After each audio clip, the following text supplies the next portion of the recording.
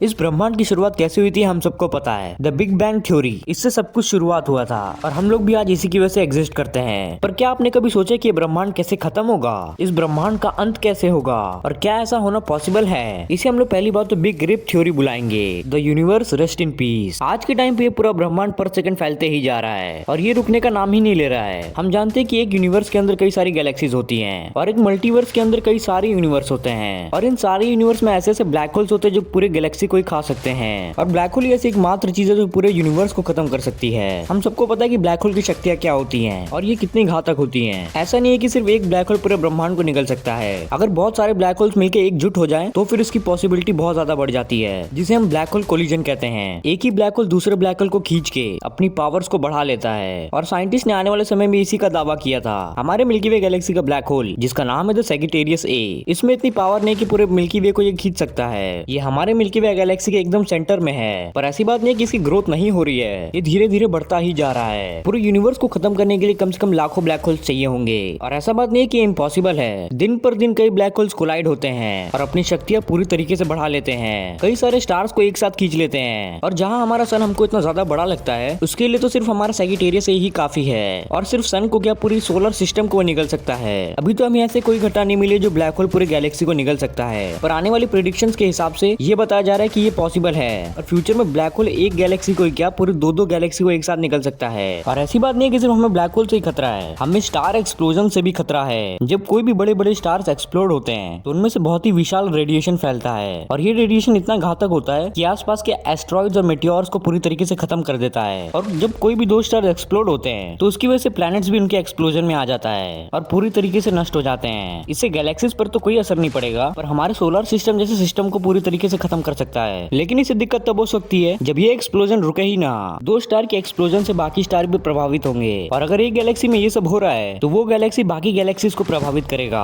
और ऐसे करते करते पूरे यूनिवर्स पे बहुत बड़ा इंपैक्ट पड़ेगा। पर ये सब होने में बहुत ज्यादा टाइम लगेगा, करीब करीब 1000 बिलियन साल से भी बहुत ज्यादा लगेगा। पर इसके लिए एक्सप्लोजन शुरू भी होने चाहिए। अभी तो पूरे यूनिवर्स में ऐसी कोई पॉसिबिलिटीज नहीं है जो एक्सप्लोजन चालू हो जाए, पर आने वाले समय में क्या क्या हो सकता है हमें कुछ भी पता नहीं है। और मैं आपको अच्छी तरीके से बताऊं कि दो बड़े स्टार्स का एक्सप्लोजन कहां तक प्रभावित करेगा, तो ये कम से कम 100 से भी सोलर सिस्टम को मिला दे, तब जाके इतना दूर तक ये फैलेगा। और जब यहाँ पे स्टार्स एक्सप्लोजन की बात हो ही रही है तो हम गैलेक्सी को कैसे भूल सकते हैं। गैलेक्सी से मेरा मतलब है गैलेक्सी का कोलिजन। जब दो गैलेक्सी एक साथ कोलाइड करेंगे तो कितनी भारी तबाही होगी आप सोच भी नहीं सकते हैं, क्योंकि एक गैलेक्सी में कई सारे स्टार्स और भी कई सारे अनगिनत मैटर्स होते हैं और मेनली हर गैलेक्सी में एक ना एक ब्लैक होल होता ही है। और जब पूरी एक गैलेक्सी दूसरे गैलेक्सी से जाके मिलेगी तो एक्सप्लोजन इनटू 100 होगा, इतनी भारी तबाही होगी और दो गैलेक्सीज एक बार में ही खत्म हो जाएंगे। ऐसा नहीं कि दो गैलेक्सीज का एक ही झटके में अंत हो जाएगा, गैलेक्सीज को पूरी तरीके से खत्म होने के लिए भी कई साल लग जाएंगे। आपके अंदाजे से कितनी गैलेक्सीज एक बार में टकरा सकती हैं? साइंटिस्ट की माने तो एक टाइम ऐसा आएगा जब 1000 गैलेक्सीज एक साथ टकराएंगी और इस चीज का क्या भयानक अंत होगा।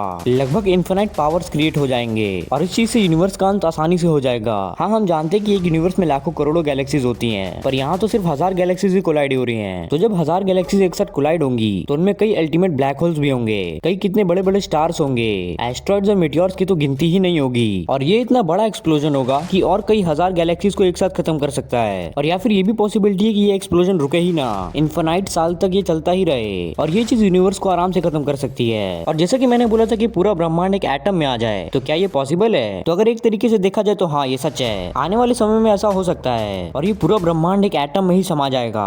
और इसकी 100% गारंटी नहीं है, ये सिर्फ एक थ्योरी पे बेस्ड है। असल में जब सब कुछ खत्म हो जाएगा इस ब्रह्मांड से तो लास्ट में सिर्फ 2 ब्लैक होल्स ही बचेंगे और ये ब्लैक होल्स इतने विशाल होंगे कि इसका अंदाजा लगाना भी बहुत मुश्किल है। ये ब्लैक होल सब चीजों का अंत करके ही बनेगा। और ये भी एक सवाल है कि 2 से ज्यादा ब्लैक होल्स भी क्यों एग्जिस्ट करेंगे लास्ट में? क्या 2 से 3 नहीं हो सकते? तो इसका जवाब है नहीं, 2 से 3 ब्लैक होल्स आखिरी में बच ही नहीं सकते, क्योंकि जो 2 ब्लैक होल्स आखिरी में बचे होंगे वो एक दूसरे की पावर्स को कैंसिल आउट कर रहे होंगे और जो बाकी बचे हुए ब्लैक होल्स होंगे वे उनके अंदर समा जाएंगे। इसकी वजह से सिर्फ 2 ब्लैक होल्स ही एग्जिस्ट कर पाएंगे। तो सवाल आता है कि क्या ये दोनों ब्लैक होल्स हमेशा के लिए वैसे ही रहेंगे? तो असल में नहीं, ये एक दूसरे को धीरे धीरे खींच ही रहे होंगे और ये दोनों इतने बड़े बड़े ब्लैक होल्स होंगे कि एक दूसरे को खींचने में कई इनफिनाइट बिलियन साल लग जाएंगे। एक ब्लैक होल दूसरे ब्लैक होल को हमेशा खींचता ही रहेगा और वो दोबारा से एक छोटे पार्टिकल में बदल जाएगा और इस प्रोसेस को होने में भी कई बिलियन साल लग जाएंगे, जो कि काफी अमेजिंग बात है। अब सबसे बड़ा सवाल आता है कि ब्रह्मांड खत्म होने के बाद बचेगा क्या? इस ब्रह्मांड में कुछ एग्जिस्ट करेगा भी कि नहीं? इसका पूरा नतीजा क्या होगा? जैसे कि मैंने पहले बोला था कि पूरा ब्रह्मांड एक एटम में समा जाएगा, तो आखिरकार एग्जिस्ट करेगा क्या?